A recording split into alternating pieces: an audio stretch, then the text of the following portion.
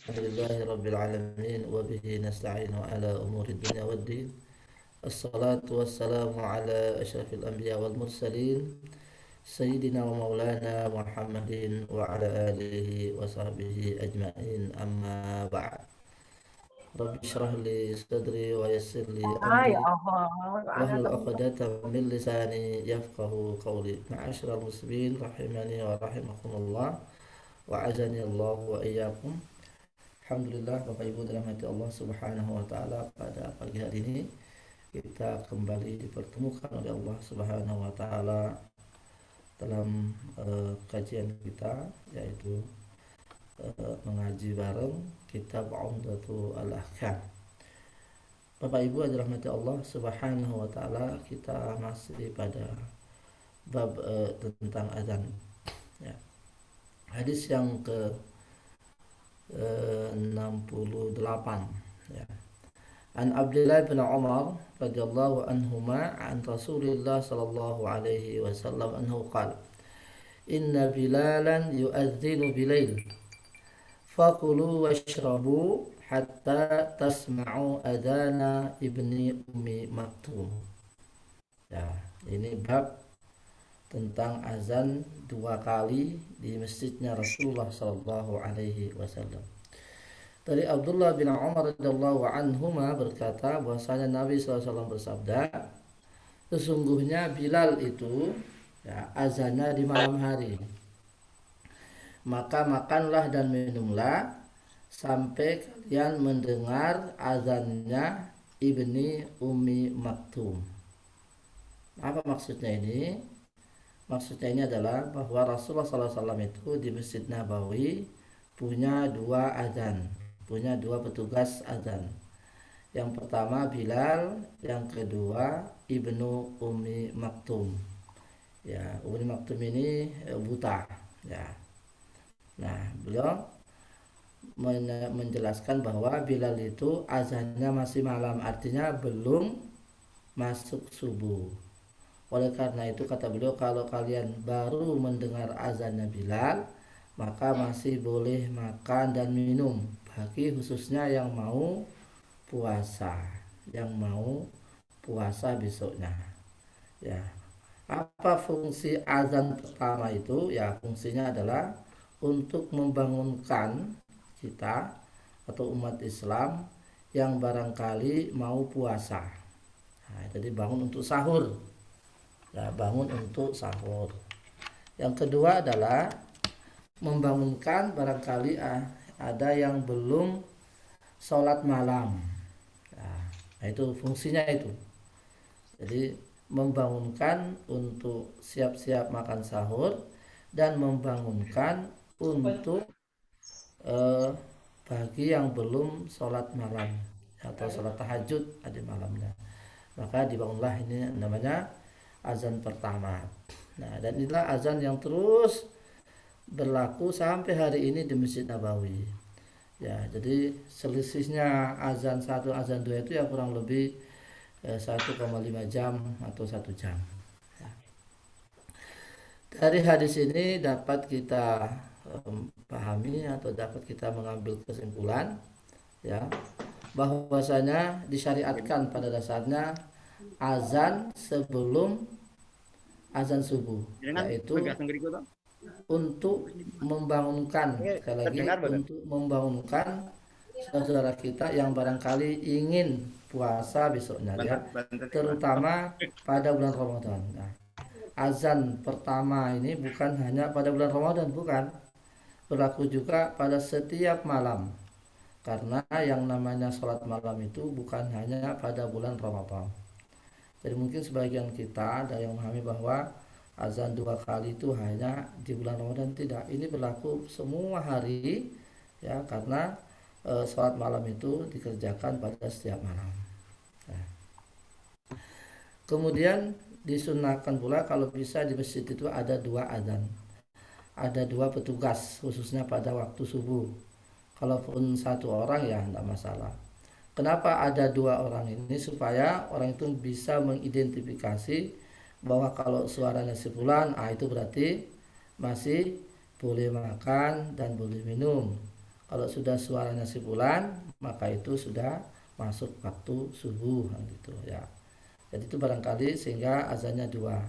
Karena waktu itu orang-orang tidak punya jam, tidak punya jam waktu untuk menentukan masuk waktu subuh dan sebagainya ya, apalagi kalau waktu mendung kan, apa di waktu hujan ya, mereka yang tidak apa namanya tidak bisa keluar langsung menyaksikan apa namanya kondisi awan kan, tidak. Nah, mereka hanya mendengar azan. Ini patokannya di situ.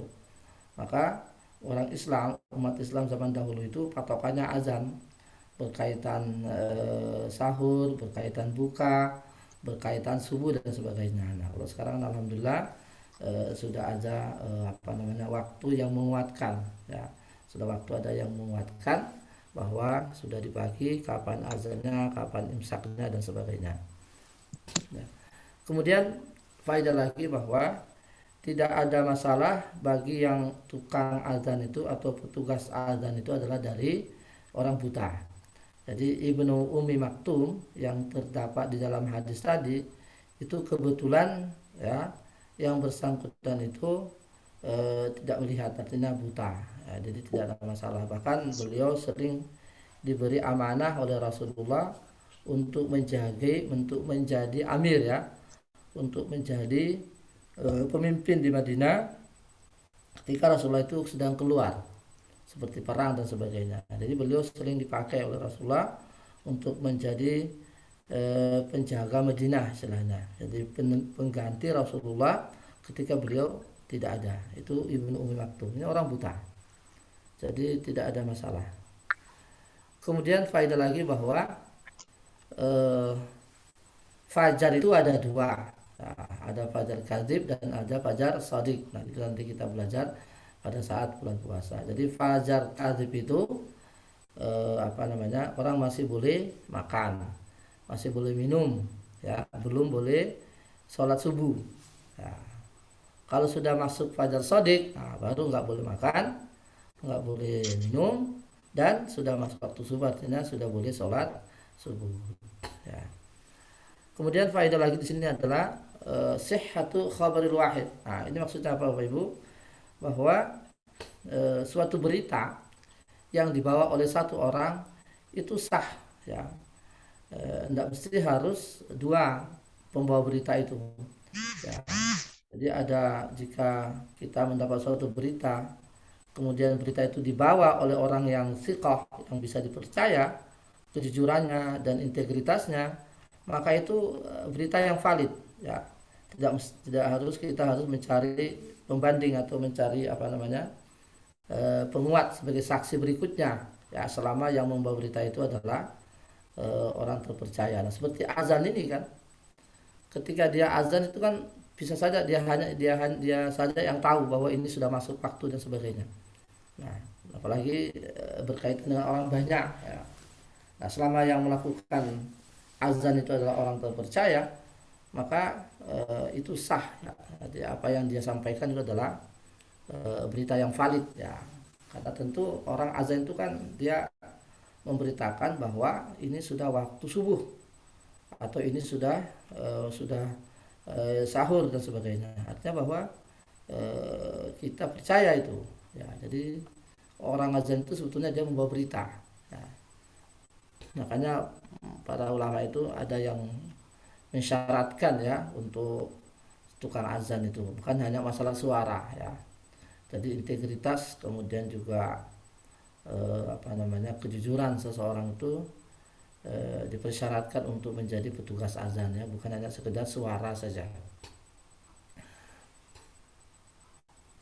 Kemudian faedah lagi Bapak Ibu bahwa seseorang itu bisa dinisbahkan kepada ibunya. Jadi seperti fulan ibnu fulanah itu ya. Seperti dalam hadis ini, jadi Ibnu Ummi Maktum.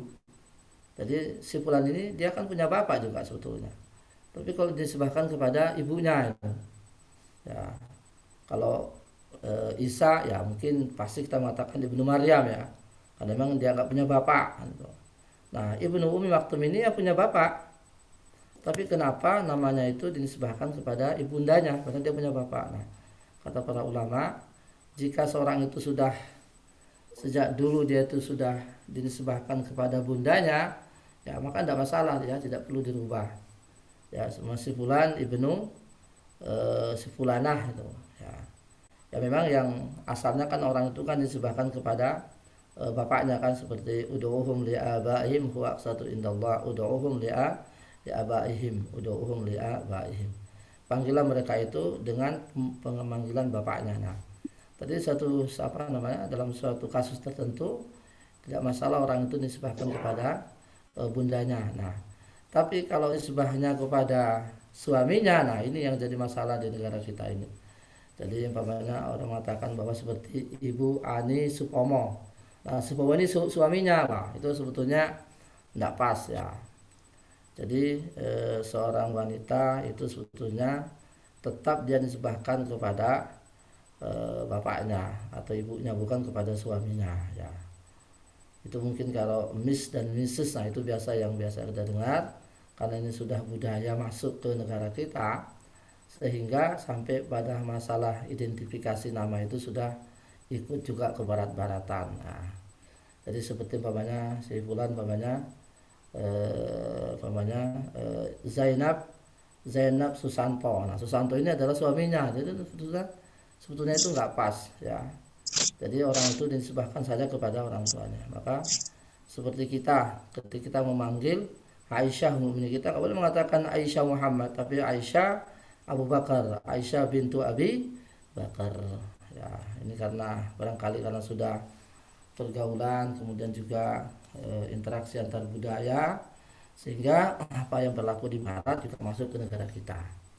Ya, sebetulnya itu tidak boleh ya seorang wanita itu disebahkan kepada suaminya, ya, ya tetap disebahkan kepada bapaknya. Ya, seperti umpamanya ketika kita memanggil Aisyah Ummul Mukminin, kita nggak boleh mengatakan Aisyah Muhammad, ya karena Muhammad itu adalah suaminya. Enggak, kita mengatakan Aisyah Abu Bakar, karena Abu Bakar adalah bapaknya Aisyah radhiyallahu anha ya. Kemudian faedah lagi, la yumna'ul aqlu wasyurbu wa ghairihima minal mubahat bainal azanaini, bahwa antara dua azan waktu subuh itu ya, azan pertama dan azan kedua itu sekali lagi boleh makan dan minum ya, boleh makan dan minum, karena itu memang waktunya sampai nanti azan kedua yaitu azan subuh ya. Kemudian Bapak Ibu dirahmati Allah Subhanahu wa taala, hadis yang selanjutnya, nah ini kemarin pernah saya ditanya, nah ini jawabannya. An Abi Sa'id Al-Khudri radhiyallahu anhu qala Rasulullah sallallahu alaihi wasallam idza sami'tumul muadzin faqulu misla ma yaqul. Dari Abi Sa'id Al-Khudri radhiyallahu anhu berkata, Rasulullah SAW bersabda, jika kalian mendengar azan, maka katakanlah seperti yang dikatakan azan itu. Jika kalian mendengarkan muazzin, maka katakanlah seperti yang dikatakan oleh muazzin itu. Nah, kalau kemarin ada pertanyaan, jika azannya itu ketika muazzinnya mengatakan hayya 'alas shalah, hayya 'alal falah, apa kita mengatakan seperti itu juga atau ada kata lain? Nah, demikian halnya as-salatu khairum minan naum. Nah, ini saya jawab, kemarin juga sudah saya jawab ya, bahwa pada dasarnya kita mengikuti seperti yang diucapkan oleh muadzin ya ini. Jadi kalau dia mengatakan hayya 'alas shalah, kita mengatakan hayya 'alas shalah ya. Tapi ada di hadis Ibnu Umar yang menyebut bahwa kalau hayya 'alas shalah, kita mengucap la haula wala quwata illa billah. Demikian halnya hayya 'alal falah, kita yang sebagai pendengar mengatakan la haula wala quwata illa billah ya. Karena memang ajakan ya. Jadi hayya 'alas shalah itu ajakan, ayo mari kita sholat, nah itu kan. Nah, maka yang pas itu diucapkan, yang kalau hayya 'alas shalah itu pasnya diucapkan oleh muazzinnya. Nah, maka yang mendengarkan mengatakan la haula wala quwata illa billah. Demikian halnya hayya 'alal falah yang diucapkan oleh muazzin, responnya atau jawabannya adalah la haula wala quwata illa billah. Tapi kalau kita mengatakan juga tetap seperti yang diucapkan oleh muazzin, tidak masalah juga. Ya, jadi ketika muazzinnya mengatakan hayya 'alas shalah, kita boleh mengatakan hayya 'alas shalah atau la haula wala quwata illa billah. Demikian halnya ketika muazin mengatakan hayya 'alal falah, kita boleh mengatakan hayya 'alal falah atau mengatakan la haula wala quwata illa billah. Nah, adapun yang kedua tadi as-salatu khairu minan naum, setelah kami rujuk kembali kepada sumber-sumber klasik dari turas ya atau buku-buku Islam ini, memang di antara para ulama itu ada yang mengatakan bahwa kita itu ya yang mendengarkan itu mengatakan asawbaka wa ajru wa abrarta, engkau telah benar dan semoga engkau mendapat pahala itu kan. Ya. Tapi ternyata setelah diteliti itu sumbernya bukan dari Rasulullah Shallallahu Alaihi Wasallam. Jadi ketika muazin membaca as-salatu khairu minan naum, ya, pada dasarnya kita tetap mengutarakan yang sama, as-salatu khairum minan naum. Ya. Meskipun di antara para ulama itu ada yang menyebut asobaka wa ujirta, artinya engkau telah benar dan semoga engkau dapat pahala. Nah, setelah kami teliti itu sumbernya bukan dari Rasulullah SAW, cuman istihadnya para sahabat. Jadi sekali lagi, ketika muazzinnya mengatakan as-salatu khairum minan naum, ya kita juga mengatakan as-salatu khairum minan naum, ya. Demikian saya kira. Nah, kemudian kita masuk kepada faedah hadis ini Bapak Ibu. Nah, masyru'iyatu mutaba'atul muadzin. Nah, dianjurkan untuk mengikuti, ya, mengikuti muadzin itu apa yang dia katakan. Al-mutaba'ah takunu ba'da intihaihi minal jumlah allati tulfaz. Artinya mengikuti atau merespon atau menjawab muadzin itu adalah ketika dia setelah selesai dia mengucapkan satu lafaz. Bukan semuanya lafaz baru kita ikuti di belakang. Jadi ketika sudah selesai Allahu Akbar, kita ikuti Allahu Akbar. Allahu Akbar, Allahu Akbar. Nah, kita ikuti Allahu Akbar. Jadi mengikuti perkata. Bukan ketika dia mengucap Allahu Akbar kita ucap Allahu Akbar juga, tidak. Maka hayya 'alas shalah, nah kita ucapkan la haula wala quwata illa billah gitu. Hayya 'alas shalah, la haula wala quwata illa billah. Jadi kita mengucapkan atau merespon atau menjawab muazin itu setelah dia menyelesaikan lafaz per lafaz. Nah, ini juga faedah lagi bahwa tidak sah azan itu dengan pakai rekaman. Ya, jadi rekaman itu bukan azan, itu suara palsu. Ya, maka oleh karena itu mungkin sering kita dengarkan muazin tapi kok pakai suara rekaman, berarti itu bukan suara azan, itu suara palsu. Maka tetap kembali kepada suara asli, yaitu suara manusia. Ya, ini sudah banyak di antara orang memakai ini, ya, entah kenapa. Ya, padahal itu sebaiknya tetap memakai suara asli manusia. Nah, tadi di sini bahwa ketika azan mengatakan la haula hayya 'alas shalah, hayya 'alal falah, para makmum, para mustami' atau pendengar mengucapkan la haula wala quwata illa billah.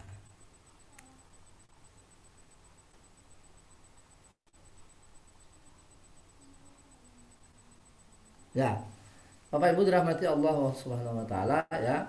Jadi doa, ya, doa Allahumma rabb hadzihi da'wati tammah, itu doa setelah azan, itu diucapkan oleh mustami', bukan muazzinnya.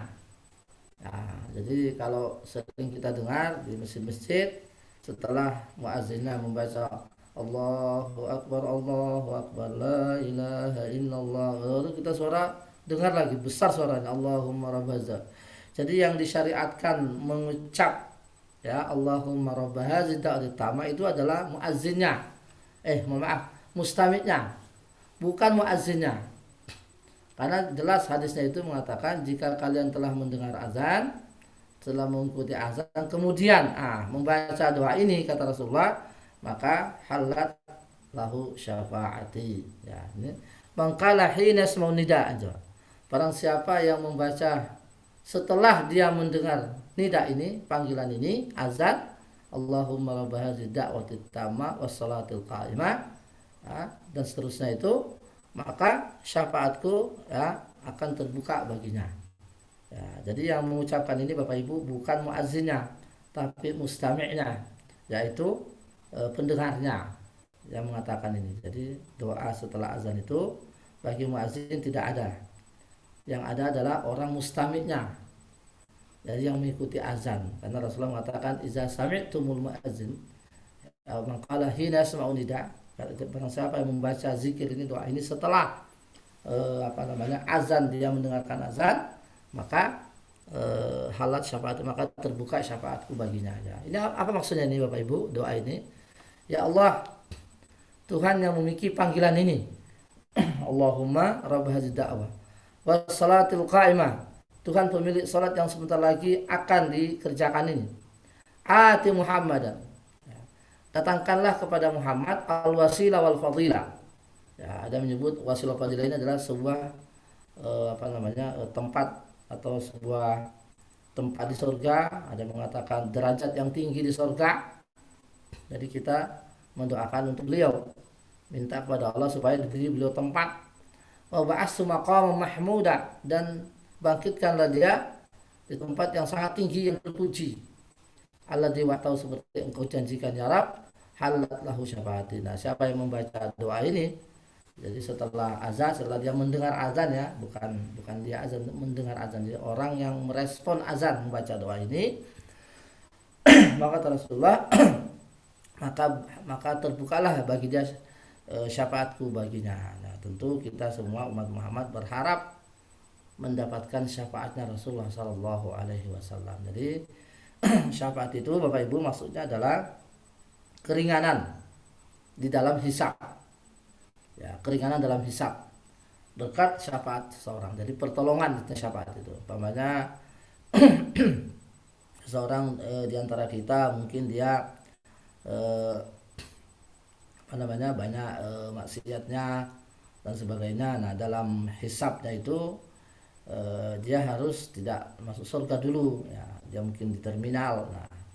Nah, berkat adanya syafaatnya Rasulullah, maka dia menjadi dibebaskan itu ya. Jadi syafaat seperti yang kita pelajari dalam bab akidah itu macam-macam ya dari Rasulullah itu. Syafaat yang paling besar itu adalah ketika seorang itu harus masuk neraka ya, kemudian datanglah Rasulullah minta kepada Jibril supaya orang itu dikeluarkan. Nah, itu kan syafaat yang paling besar ya. Jadi syafaat itu babnya tinggi, babnya tertentu di bab di bab akidah itu syafaat. Ya, itu maksudnya. Jadi pertolongan, syafaat adalah pertolongan untuk keringanan dalam hisab di akhirat nanti ya. Tidak ada syafaat kecuali hanya di akhirat saja. Nah, kalau syafaat secara bahasa Bapak Ibu bisa jadi, kalau di negara kita itu bisa namanya KTBLC, rekom.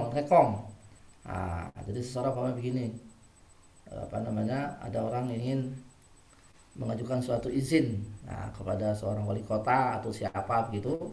Nah, kemudian dalam yang mendaftar untuk menjadi menghandle suatu perusahaan ya, atau istilahnya itu apa, istilahnya itu mitra ya. Nah, kemudian banyak perusahaan yang mengajukan. Nah, mungkin seseorang ini mengenal siapa yang di sampingnya Pak Wali Kota. Nah, kemudian minta syafaat dia. Ini pada tolong ini diperhatikan. Nah, itu syafaat namanya. Jadi rekom itu ya syafaat. Rekom itu syafaat. Ya, saya kira mungkin kita sudah melakukan itu ya, tapi kita tahu bahwa itu adalah syafaat. Jadi minta keringanan, minta rekom, minta KTBLC itu syafaat itu secara bahasa. Nah, nanti di akhirat ya, maksudnya syafaat ya seperti yang saya jelaskan tadi, minta keringanan, minta kemudahan. Apakah itu dihisab, apakah itu ketika keringanan di azab dan sebagainya. Itu syafaat. Maka Rasulullah SAW itu syafaat beliau bagi pamannya Abu Talib. Ya, mungkin semua orang musyrik itu tidak ada syafaat ya, kecuali Abu Talib. Nah, beliau karena pamannya Rasulullah, kemudian Rasulullah SAW minta kepada Allah supaya dia azabnya diringankan. Ya, Abu Thalib kita tahu meninggal dalam keadaan musyrik, tapi beliau di zaman hidupnya itu orang yang selalu menolong Rasulullah Shallallahu Alaihi Wasallam.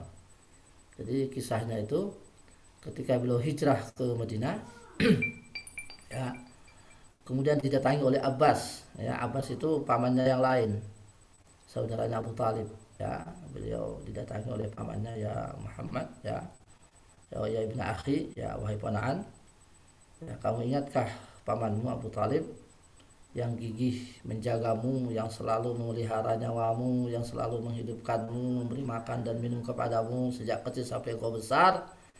Apakah engkau tidak membalas jasa? Kan barangkali begitu maksudnya Abbas ini. Ya, kamu tidak punya sesuatu untuknya. Ya, kita tahu bahwa dia meninggal dalam keadaan musyrik begitu ya. Rasulullah menjawab, la, na'am, ya wahai pamanku, ya saya minta kepada Allah supaya dia diringankan azabnya. Padahal dia orang musyrik. Ya, padahal kita tahu kalau membaca tentang ayat musyrik itu tidak ada keringanan. Karena Allah berfirman, Inna Allah la yaghfiru ayyushraka bihi wa yaghfiru ma duna dzalika liman yasha. Sebenarnya Allah tidak akan mengampuni dosa syirik dan mengampuni dosa yang lain nanti bagi siapa yang dikehendaki. Jadi syirik ini dosa besar. Ya, orang yang meninggal dalam kesyirikan itu ya sudah, jadi dia tidak akan diampuni dosanya, ya tetap dalam keadaan itu ketika dia nanti di akhirat. Ya. Kalau orang dosanya itu hanya di bawah atau di bawah kesyirikan, ya itu bisa jadi diampuni dosanya oleh Allah. Ya, ya maka oleh karena itu kita selalu memelihara diri kita, keluarga kita, jangan sampai terjebak dalam kesyirikan. Karena kalau udah masuk dalam kesyirikan itu, masya Allah, itu perkaranya berat sekali. Ya, karena dosanya sangat besar dan tidak ada ampunan. Ya, itulah dosa kesyirikan itu. Sekali lagi saya sampaikan bahwa doa ini Allahumma rabb hadzihi da'wati tammah itu diucapkan bagi orang yang mendengar azan, bukan azannya, bukan petugas azannya, tapi orang yang mendengarkan azan. Ya, pernah saya sampaikan juga bahwa kalau kita ketika mendengar azan, kalau bisa jangan sibuk yang lain. Ya, maka tadi Pak Prof itu pernah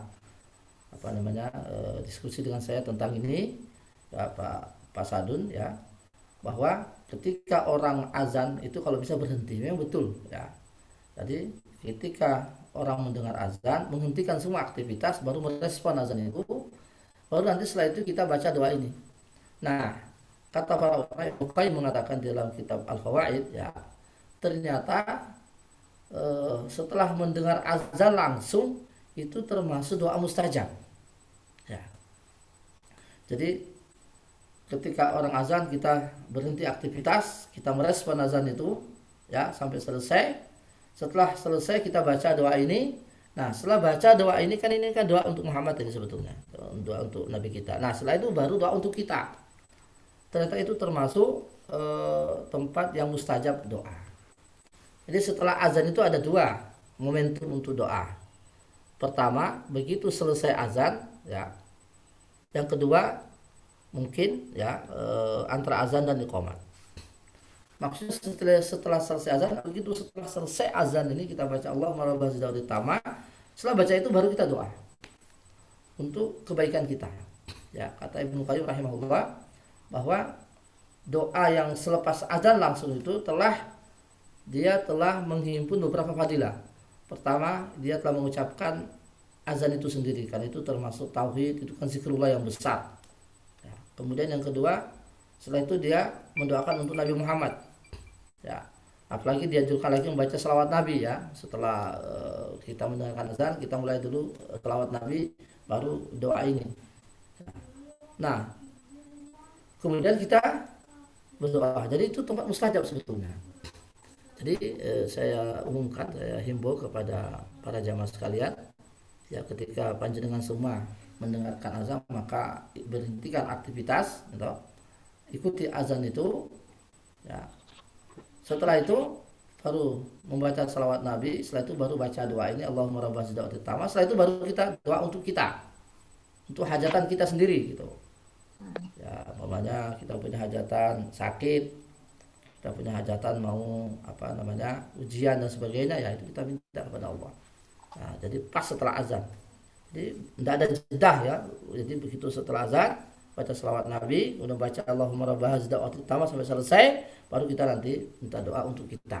Nah, itu kata Ibnu Qayyim termasuk mustajab. Ya.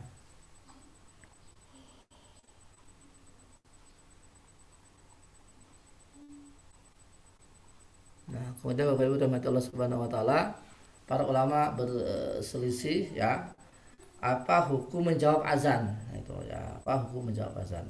Jadi seseorang ketika mendengar azan, apakah dia wajib ya secara hukum dia berhenti sejenak mendengar azan itu ya, atau dia boleh melakukan aktivitas berbicara dan sebagainya. Ini yang para ulama berseluruh ya. Ada yang mengatakan itu wajib hukumnya dia berhenti jadi mendengar azan karena Rasulullah memerintahkan itu. Ya. Ada yang mengatakan itu hanya dianjurkan aja. Ya, jadi Bapak Ibu kalau sudah berbicara masalah hukum itu berarti kalau dia mengatakan wajib maka dia kalau tidak dilakukan dia dosa. Ya, artinya kalau kita mendengar azan kemudian kita tetap aktivitas, kita tetap bicara, bagi yang mengatakan bahwa itu wajib maka kita berdosa ketika kita berbicara itu. Ya. Nah, ada yang mengatakan bahwa itu hanyalah sunnah saja. Jadi kalaupun seorang itu beraktivitas ya kemudian dia mendengar azan kemudian aktivitasnya berlanjut ya, kalau dia berlanjut maka itu katanya dia tidak sampai dosa, cuma dia kehilangan suatu kebaikan yang baik ya, kehilangan kebaikan yang banyak ya. Nah, jadi maka kalau kami menjawab sebaiknya ya, sekali lagi sebaiknya kalau kita mendengar azan kita merespon ya, berhenti sejenak ya, kecuali mungkin dalam kondisi-kondisi tertentu di mana umpamanya ketika kita di kelas ya mendengar azan kemudian kita ada suatu tema penjelasan yang harus diselesaikan saat itu ya, tidak bisa menunggu sampai 5 menit umpamanya, maka kita selesaikan penjelasan itu, nanti setelah selesai baru kita nanti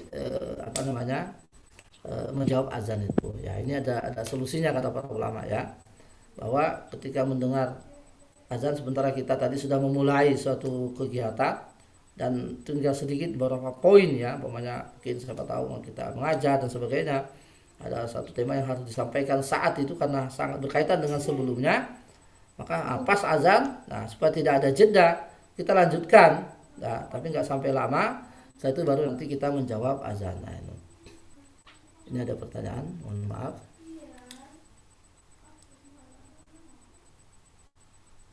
Nah ini sebetulnya sudah pernah ditanyakan. Jika azan itu berturut-turut, ya, apalagi sekarang kan azan setiap masjid azan, satu perkampungan ada 4 masjid, semuanya mengumandangkan azan dan ada yang dahulu ada yang tidak. Mana yang kita pilih ya kan gitu? Apakah semuanya kan gitu? Nah, tentu jawabannya adalah pilih salah satu saja. Pilih di mana jenengan paling dekat. Kalau yang laki-laki berarti dia pilih yang dekat dengannya dalam hal sholat. Ya, masjid mana yang biasa jenengan sholat, nah itu. Ya, kalau ibu-ibu di rumah karena dia tidak wajib jamaah ya terserah dipilih yang mana yang paling dekat. Ya mungkin yang paling pertama. Nah, jadi kalau kita sudah merespon satu azan pertama maka gugurlah mendengar azan yang lain karena kita hanya diperintah merespon satu azan saja ya. Karena dulu zamannya Rasulullah kan tidak ada masjid kecuali satu. Ya, jadi Masjid Nabawi itu hanya satu dulu. Ya paling 1-2 lah, ada Bani Salamah juga, tapi itu jauh ya, jaraknya jauh sampai suara azan pakai pengeras suaranya nggak kedengaran ya. Jadi sekali lagi kalau ada yang ada seperti itu maka kita cukup mendengarkan atau merespon satu azan saja atau satu masjid saja. Nah, jadi saya ulang lagi tadi para ulama itu berselisih apakah merespon azan itu wajib apa tidak kan itu. Kalau kita mengatakan wajib maka kita berdosa kalau kita tetap beraktivitas padahal azan sedang berlangsung ya. Nah, ini ada 2 pendapat, ada yang mengatakan wajib, ada yang mengatakan tidak. Nah, yang kami pilih adalah ya sebaiknya direspon kalau memang tidak ada halangan. Nah, tapi ketika seseorang itu sedang menjelaskan suatu suatu judul dalam pengajaran misalnya, sementara dia tidak punya waktu, ya mungkin dia menyelesaikan itu dulu, ya baru nanti setelah itu baru dia nanti membacakan azan lagi setelah dia selesai dia menjelaskan. Ya Allah taala alam. Ya lagi di sini memang perbedaan para ulama. Dalilnya orang yang mengatakan bahwa itu adalah sunnah saja, ada yang menyaksikan ya, pada zaman Rasulullah itu ada orang azan, tetapi sebagian sahabat itu bincang-bincang. Nah ini di hadisnya itu di Muwatta Malik. Anna sahabata kanu idza akhadha al-mu'azzinu bil azan aduhum fil kalam.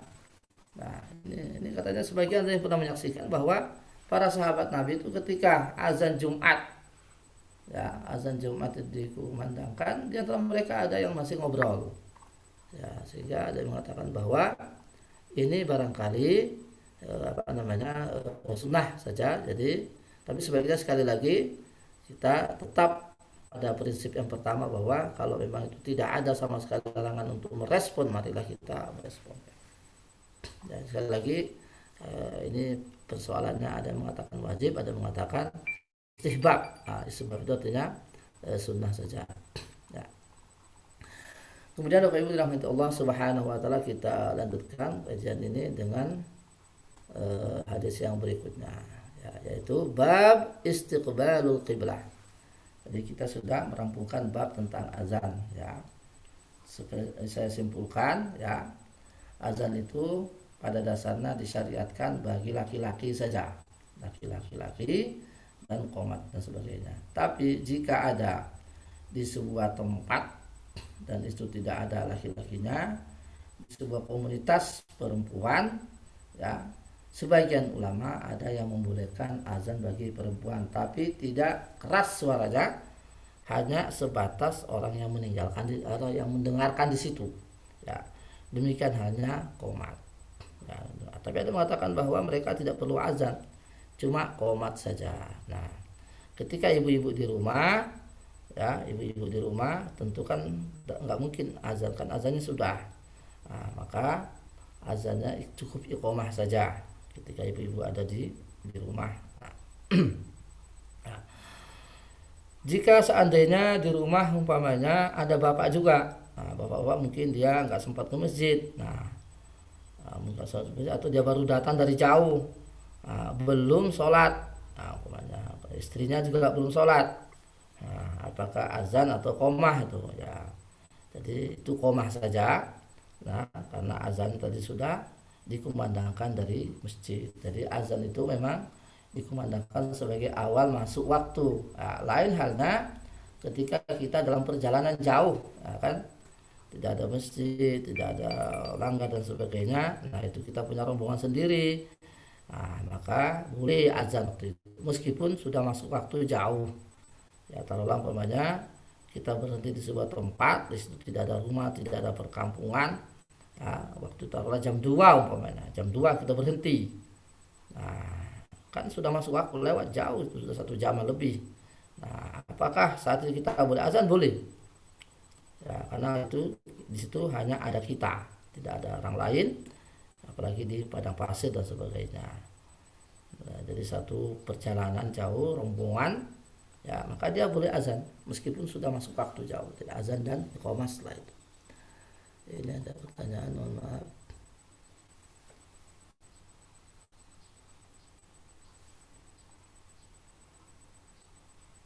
Ya, ini pertanyaannya bagus. Mohon izin bertanya, waktu azan masih berkumandang, apakah boleh langsung sholat di rumah? Ini khususnya bagi jamaah wanita ini tentunya, ya, jamaah wanita. Apakah boleh langsung sholat, tidak perlu menunggu azan selesai dahulu? Nah, ini saya jawab, sebaiknya selesaikan dulu azannya, respon dulu. Nah, itu apa? Supaya kita tidak kehilangan fadilah, supaya kita tidak kehilangan fadilah dan keutamaan, ya. Jadi tadi kan sudah sampaikan bahwa setelah merespon azan, itu termasuk doa mustajab. Jadi doa mustajab itu termasuk doa mustajab. Jadi sebaiknya kita respon dulu.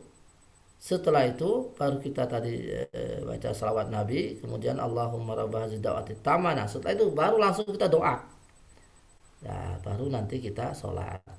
Jadi kita tidak kehilangan satu fadilah. Jadi sekali lagi itu termasuk waktu yang mustajab. Ya, jadi kita direspon dulu ya. Ya mungkin lain halnya mungkin kalau orang yang mau tergesa-gesa ya kan kondisinya kan berbeda ya itu.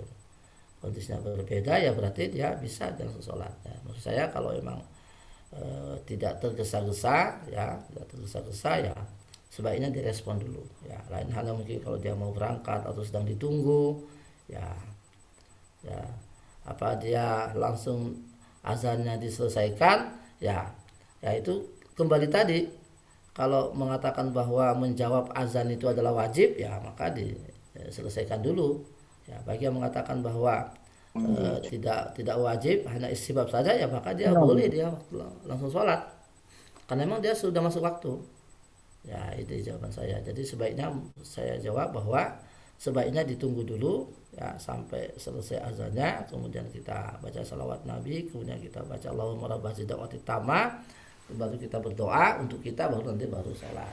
Tapi kalau jika jenengan itu tergesa-gesa ya tentunya dalam kondisi seperti itu kan tidak sama ya. Ada orang yang punya kesibukan yang sangat-sangat sibuk nah, sehingga sampai azan pun juga tidak sempat ya, hanya awal waktu saja ya bisa saja dia langsung sholat kemudian dia pergi ya, khususnya bagi laki-laki bagi perempuan khususnya ya. Istiqbalul qiblah ya, istiqbalu al qiblah, menghadap kiblat. Ini penulis ini mencantumkan bab tentang kiblat ini ya Bapak Ibu rahmatullahi subhanahu wa taala, bahwa kiblat kita ini ada dua. Pertama ke Baitul Maqdis, yang kedua kiblat ke Mekah, Ka'bah. Dan Rasulullah SAW ketika berada di Mekah, beliau itu kiblatnya dua sekaligus. Beliau juga menghadap ke Ka'bah, menghadap juga ke Baitul Maqdis. Jadi beliau sholatnya di bagian rukun Syam, ya, jadi selatan. Di rukun Yaman, ya, bagian selatan. Sehingga kalau dia sholat langsung dua kiblat, kiblat ke Ka'bah dan juga kiblat ke Baitul Maqdis.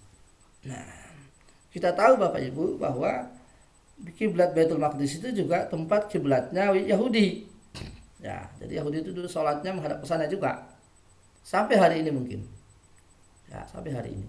Jadi orang Yahudi juga kiblatnya ke Baitul Maqdis. Nah, ketika Rasulullah SAW pindah hijrah ke Madinah, ya, beliau belum menerima wahyu untuk kiblatnya ke Mekah, ke Ka'bah. Oleh karena itu beliau masih kiblatnya ke Baitul Maqdis. Sementara posisi Madinah itu kan berada di tengah antara Mekah dengan Palestina. Otomatis beliau menghadapnya ke Baitul Maqdis. Beliau membelakangi Ka'bah, membelakangi Mekah. Nah, keadaan ini itu dimanfaatkan oleh Yahudi untuk nyinyir, untuk menyindir Rasulullah SAW. Ya, mereka mengatakan Muhammad ini aneh. Kalau masalah kiblat ikut kami, ikut kita. Tapi berkaitan dengan syariat yang lain tidak. Itu berarti bahwa agamanya Nabi Muhammad ini kurang. Ya, jadi kalau masalah kiblat kok ikut kita, tapi kalau bab yang lain, masalah agama yang lain gak ikut kita. Ini berarti agamanya kurang. Jadi Yahudi itu selalu mencari celah ya untuk bagaimana caranya supaya menyindir Rasulullah dan sebagainya. Itu Yahudi ya, itu sejak dulu sampai hari ini. Sehingga Rasulullah SAW setiap hari itu berharap-harap ini segera ada keputusan supaya kiblat ini segera dialihkan ke Mekah. Jadi Rasulullah SAW ada yang mengatakan 16 bulan, ada yang mengatakan 18 bulan waktu di Madinah itu sholatnya selalu menghadap ke Baitul Maqdis. Baru turunlah ayat qad nara taqalluba wajhika fis sama falanwalliyannaka qiblatan tardaha fawalli wajhaka syatral masjidil haram dan seterusnya itu yang yang menjelaskan dan menetapkan bahwa mulai hari itu kiblatnya ada di Mekah atau Ka'bah, ya, sehingga Rasulullah menjadi tenang, menjadi tentram, menjadi nyaman lagi, ya. Jadi sudah tidak ada lagi gangguan dari kaum Yahudi. Nah, mulai hari itu sampai hari ini kita selalu kiblatnya adalah ke Ka'bah. Maka Allah berfirman, "Fawalli wajhaka syatral masjidil haram wa haitsu ma kuntum fawallu wujuhakum syatra." Maka mulai hari ini arahkanlah wajahmu ke Ka'bah, ke Masjidil Haram. Ya, dimanapun kalian berada, maka arahkanlah wajahmu, ya, ke Ka'bah atau ke Masjidil Haram. Nah, dan seterusnya. Jadi Bapak Ibu dirahmati Allah Subhanahu wa taala, ini awalnya daripada istiqbal kiblat ini. Tentu kata para ulama, menghadap kiblat itu termasuk, ya, syarat sahnya sholat. Syarat sahnya sholat. Ya, artinya bahwa ketika kita sholat, ya, kita sholat, ternyata sholat kita itu salah arah, maka sekali lagi sholatnya batal, wajib diulang, ya, wajib diulang. Ya, makanya kalau kita mendatangi suatu kota di mana saja, jangan sampai tergopoh-gopoh, jangan sampai tergesa-gesa, langsung sholat, langsung takbir Allahu Akbar tanpa bertanya dulu ini kiblatnya kemana. Ya, tidak boleh. Ya, kalau kita melakukan seperti itu, maka sholat kita batal ketika kiblatnya itu salah arah. Karena kata para ulama, menghadap kiblat itu ibaratnya suci. Nah, orang yang tidak bersuci, ya, tidak berwudu sebelum sholat, maka sholatnya tidak sah. Sama dengan orang yang sholat ketika dia tidak pas kiblatnya, maka sholatnya pun juga menjadi batal.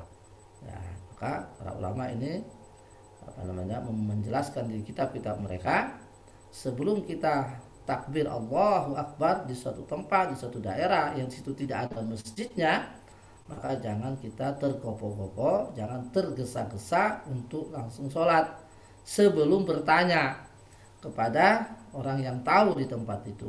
Misalnya kita masuk hotel, lah ini mungkin sering terjadi Bapak Ibu, karena hotel itu kita nggak tahu, ya, arah kiblatnya kemana, apalagi di hotel itu tidak ada penunjuk panah, ya, di kamar-kamar yang kemana. Kita hanya, tadi saya di sini, berarti kiblatnya ke sana. Ternyata setelah sholat salah kiblat, maka sholatnya dibatalkan, artinya wajib mengulang, ya, wajib mengulang, khususnya hotel-hotel yang tidak ada tanda panahnya. Saya kira masih banyak itu hotel-hotel itu, ya, yang mereka biasa hanya menyediakan musola, ya, adapun setiap kamar ada tanda panahnya itu masih sedikit, atau ada, ya, ada, tapi tidak semuanya hotel itu ada penunjuk arah kiblatnya. Karena itu ini masalah yang serius karena berkaitan dengan sholat, ya. Maka sekali lagi, ketika kita masuk di suatu daerah atau di suatu tempat dan ingin melaksanakan sholat, kita tidak boleh langsung tergopoh-gopoh, langsung tergesa-gesa, ya, melaksanakan sholat sebelum kita bertanya kepada yang ada di situ di mana arah kiblat. Ali bin Umar radhiyallahu anhuma anna Rasulullah SAW kana yusabiu ala zahri rahilatihi haitsu kana wajhu yumi'u bi ra'sina. Ibnu Umar berceritakan bahwa Rasulullah itu ketika sedang dalam perjalanan, beliau sholat tetap dalam perjalanan, tetap dalam sholat dalam kendaraannya, yaitu ontanya. Nah, haitsu kana wajhu. Nah, kemudian beliau itu mengarahkan wajahnya sesuai dengan arah kendaraan itu. Nah, kalau dia ruku, ya ruku sebentar. Nah, kata para ulama, yang dilakukan beliau ini adalah itu di sholat sunnah. Wali muslimin ghaira annahu la yusalli alaiha al-maktubah. Nah, kecuali kata Ibnu Umar dalam riwayat Muslim, kecuali dalam sholat fardu, maka beliau turun dari kendaraan untuk melakukan sholat supaya arah kiblatnya sah. Nah, ini. Jadi Bapak Ibu, dari hadis ini, ya, kita bisa beroleh satu kesimpulan bahwa kalau sholatnya itu sunnah, ya kalau sholatnya sunnah itu tidak masalah orang itu sholat di atas kendaraan dan kiblatnya sesuai arah kendaraan. Ya. Nah, tapi kalau sholatnya maktubah atau fardu, maka turun. Nah, ini hadisnya ini. Kata Rasulullah, kata Bukhari dalam hadis Bukhari, illal faraid, kecuali sholat itu fardu, maka hendaknya dia turun dari kendaraan agar bisa sholat sesuai dengan arah kiblat yang sah atau arah kiblat yang pas. Ya, berarti kalau sholatnya sunnah itu boleh dilakukan di atas kendaraan dan arah kiblatnya sesuai dengan arah kendaraan itu. Ya, tentu di sini banyak problem yang kita temukan Bapak Ibu ya. Contohnya adalah naik kereta ya, dari Jakarta ke Malang, nah, atau dari Jakarta ke timur, Surabaya, Semarang dan sebagainya. Nah, ketika kita mau sholat di kereta, bagaimana caranya ini? Sementara ada musola tapi musolanya kecil, hanya satu gerbong, ya mungkin hanya lebarnya mungkin 3x2 atau berapa. Nah, jadi sementara kita ini mau sholat, taruhlah sholat subuh, ya yang paling rawan itu sholat subuh karena tidak bisa dijamak, terutama yang dari Jakarta menuju Surabaya atau Malang. Nah itu pasti kalau subuhnya pasti di kereta itu, ya kalau dia pulang itu karena waktunya kan panjang sekitar 12 sampai 13 jam. Ya bagaimana sholat subuhnya ini? Sementara kita diwajibkan untuk mengarah kiblat menuju ke Ka'bah. Kalau kita berangkatnya itu dari Jakarta, itu saya kira akan membelakangi kiblat itu. Artinya tidak sesuai dengan arah kiblatnya. Nah, ini memang problema ya. Nah, kalau di negara-negara Islam ya yang ada seperti bus dan sebagainya itu biasanya mereka itu waktu-waktunya itu disesuaikan dengan waktu sholatnya. Artinya bahwa pemberangkatan kereta ataupun pemberangkatan bus itu disesuaikan dengan waktu sholat. Jadi ketika waktu sholat tiba itu biasanya sopirnya itu berhenti, ya, atau keretanya berhenti agar orang itu bisa melaksanakan sholat, turun dari masjid, turun dari kereta, kemudian sholat sekitar situ. Nah, sementara di negara kita kan tidak mungkin, ya, tidak ada yang seperti itu. Nah, makanya ya kita jawabannya adalah ya kita beramal ya sesuai kemampuan kita. Fattaqullaha mastata'tum. Ya karena kita tidak mungkin juga memaksa kereta itu balik arah itu kan, dan tidak mungkin. Nah, maka ya apa yang bisa kita lakukan ya kita sholat sesuai apa adanya. Berarti kita sholat sesuai dengan arah kereta itu, berarti itu membelakangi kiblat. Karena hanya inilah yang bisa kita lakukan. Ya. Lain hanya kalau panjenengan pergi dari Jakarta dengan mobil pribadi, ya kan nikmat, ya bisa singgah di mana-mana. Waktu subuh ya singgah di masjid fulan, kemudian sholat di situ, arah kiblatnya tetap ke arah Ka'bah. Nah ini khususnya sholat fardu ya. Ya inilah juga barangkali manfaatnya kalau orang bepergian itu dengan mobil pribadi, ya sehingga dia bisa nyaman, ya terutama terkait dengan sholat ya. Demikian hanya kalau kita naik bus, ya naik bus dari Jakarta menuju Malang, ya, di perjalanan pada datang waktu subuh, sholatnya di mana?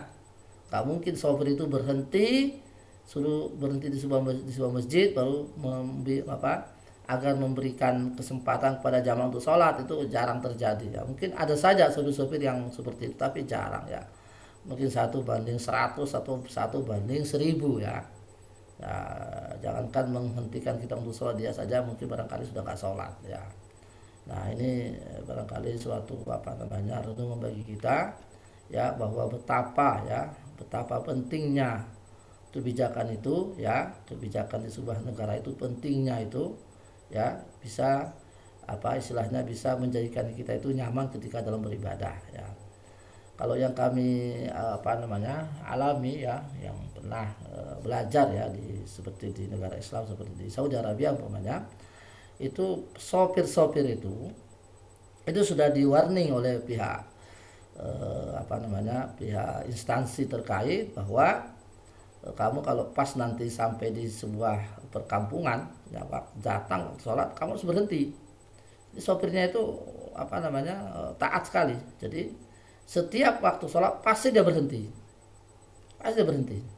memberikan kesempatan jamaah untuk sholat. Ya biasa di pom bensin atau itu tengah-tengah perjalanan itu, ya untuk memberi kesempatan kepada jamaah untuk sholat. Nanti bagi yang tidak lakukan itu, maka jamaah berhak untuk mencatat nomor polisinya, kemudian dia dikirim ke instansi terkait, tulis tanggalnya, tanggal berapa, hari apa, waktunya apa, sopir busnya itu tetap melanjutkan perjalanan padahal waktu sholat. Artinya dia tidak berhenti gitu. Nah, nanti sopirnya dipanggil dengan bukti-bukti yang ada. Ya mungkin kalau sudah 1 kali 2 kali teguran, ya bisa jadi dicopot, dicabut surat izin trayeknya. Nah ini itu.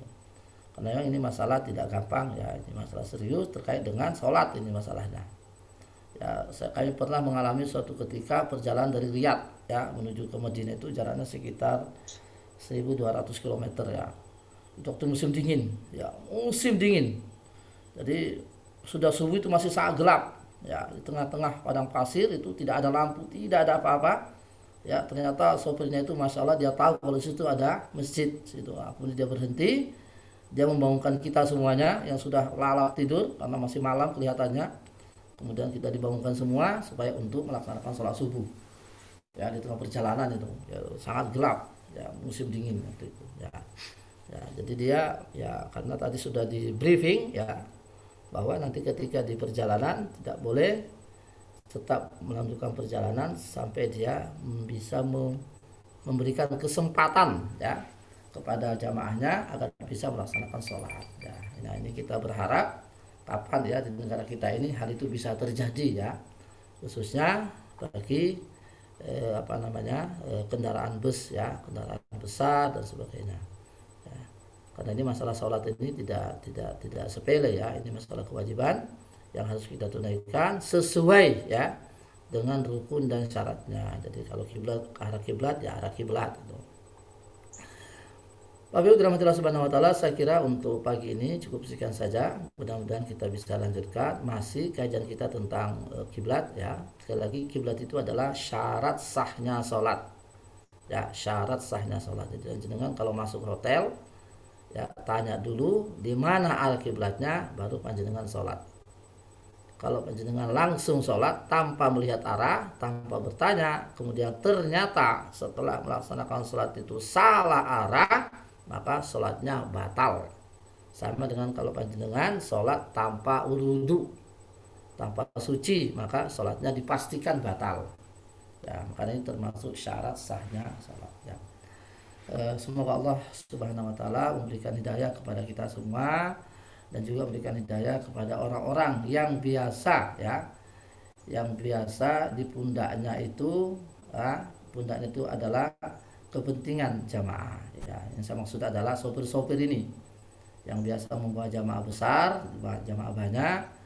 Semoga mereka diberi hidayah oleh Allah. Ketika datang waktu sholat, ya dia berhenti di sebuah masjid agar bisa memberi kesempatan kepada jamaahnya untuk melaksanakan kewajiban sholatnya dan arah kiblatnya sesuai dengan arah kiblatnya.